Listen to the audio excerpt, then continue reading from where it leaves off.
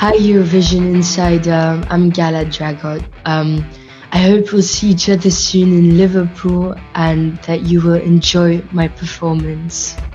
Like black and white maybe. No, not black and white. No. Okay. People want to know, you are, girl, you are. People want to know. I curse in Dutch most of the times. I also curse in English, but not really in Albanian. I seek your devotion. Don't you understand?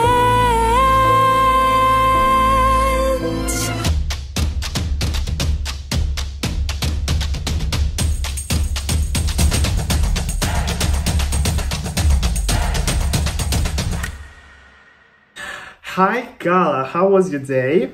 My day was... It was okay. It was a bit boring. I didn't really do anything. Well, but it's still better to rest and lay than to overdo everything and get tired even before the national selection. So, how did your singing career started? So as a kid, I would always sing as well. I loved singing my whole life. I never really realized that I wanted to be a singer until I won The Voice Kids in 2020. Then I think I realized I really like music. I really want to do to live with this. As you already told, in 2020, you won the Voice Kids Flanders. And what main things and thoughts did you learn from that? I learned many things. I think the most important thing I've learned there was that I want to live a life with music. But on the other hand, I also learned you have to listen to yourself. It's like you have to listen to others as well. But at the end of the day, it's your life and you have to do what you want. You are, in fact, the youngest participant of Eurosong this year. Does it add any more pressure?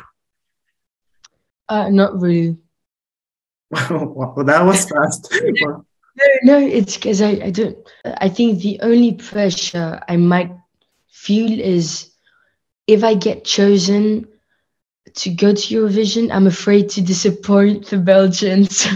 But I don't feel any pressure. You know, this is more like it's a lot of fun. It's such a nice experience. And we want to know, what are your Eurosong songs about? Well, I can't tell you too much about the songs yet. But the songs are, I'll say they are a bit like socially and politically, they have a bit of like a rebellious spirit. Since you already heard other participants' songs, what do you think about them? So which songs did you liked from other participants? So I heard all of them. I don't know why, but you know, Ça ne m'ennuie pas from Shein. The melody has been stuck in my head forever. Have you already thought about your performance for the national selection? Yeah. And if you did, of course, could you share us a little more, like which colors can we see on stage? I think you'll probably see like black and white, maybe. No, not black and white. No. Okay. I think you'll probably see a bit of black. A bit of black. It's one of the most important questions because many people want to know. Since you are quite a big favorite for this national selection, people want to know. You are, girl, you are. People want to know. I didn't know what the fuck. Woo, whoa. You are. People really wanted to know, like, of course, you can say that, but could you give us a like small hint, which song did you actually chose? I also cannot tell you like what I chose, um, but I have a lot of love for both songs because the problem is there's a problem. I love Emotion Ollie because when I sing Emotion Ollie, I can really, it's like I create a movie in my head and I become a personage, you know? I also curse in English, but not really in Albanian. I see your devotion. I don't know, there's so much freedom and I can do whatever I want when I sing it. And on the other hand, T'inquiète is doesn't allow much freedom, let's say, in the ways of singing because it has this strictness that I have to follow, you know?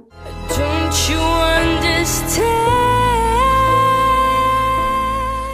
But emotionally I can exaggerate, I can play with the singing more than T'inquiète. So that's my problem, but I really love both songs. Many people in our community and other communities and social medias tend to compare your art with, of course, Billie Eilish work. And people want to know, does she inspire you?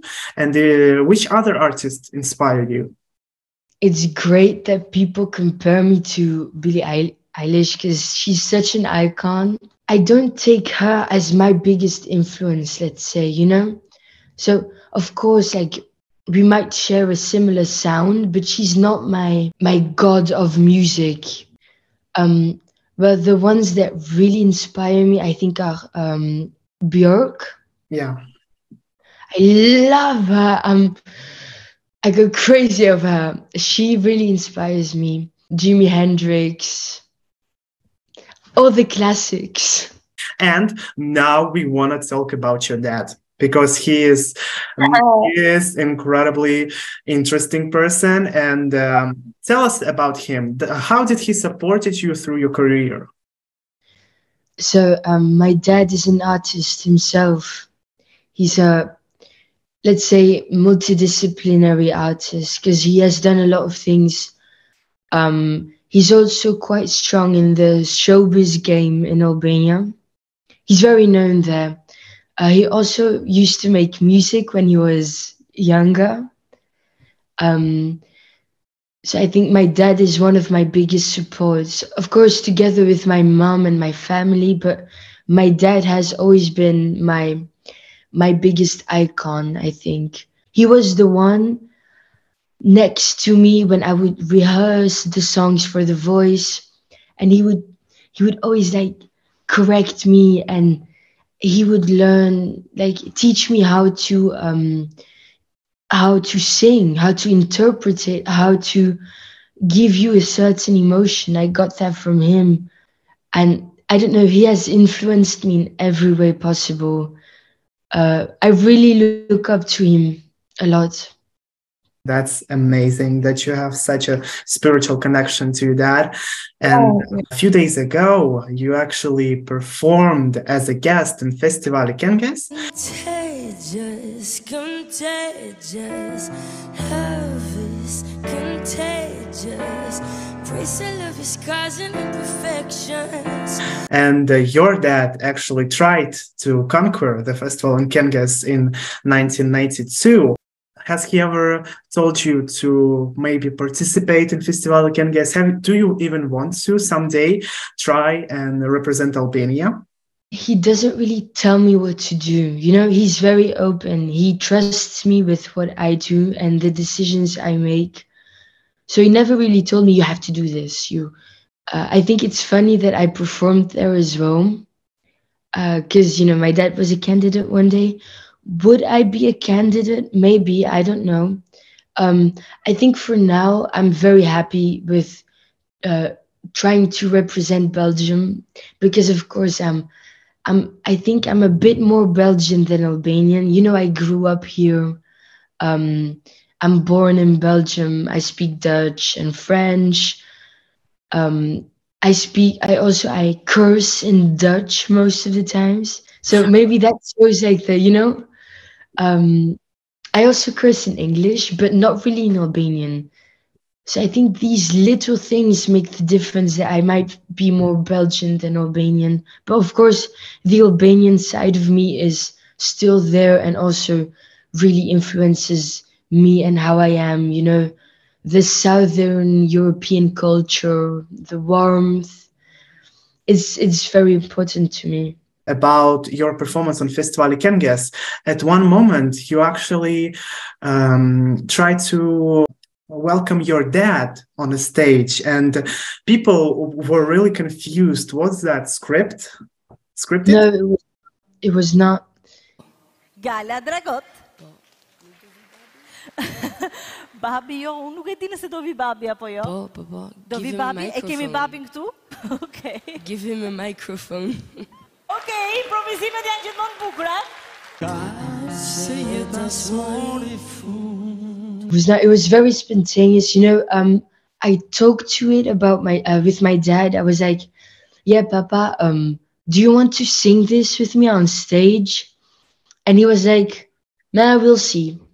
So it was nothing serious, but then at the moment itself, I was like, I sang my first song, and then I was like, I really want to sing this with my dad because it's such a special moment, and I never did that before. So I wanted to take the chance and sing with my dad, and you know, it was not scripted, so we weren't prepared. So he went on to sing with me, but he didn't have in-ears. No. We had to find mic, you know. He didn't hear well, so it's very spontaneous, but it wasn't scripted, and but we had fun anyways. Yeah. You know, it wasn't perfect, but it's not meant to be perfect. Yeah. Are you a fan of Eurovision Song Contest? I watch Eurovision every year with my parents. We sit in the couch and we watch it. But last year, I don't remember what happened. Like Ukraine won, but I don't know. It didn't really like touch me that much. But what really touched me was Salvador Sobral in 2017. I loved that. And of course, Måneskin. We're gonna keep our fingers for you on the 14th of January. It would be awesome. Thank you once again. Bye bye. See you. Oh, bye. Thank you so much for having me. Bye.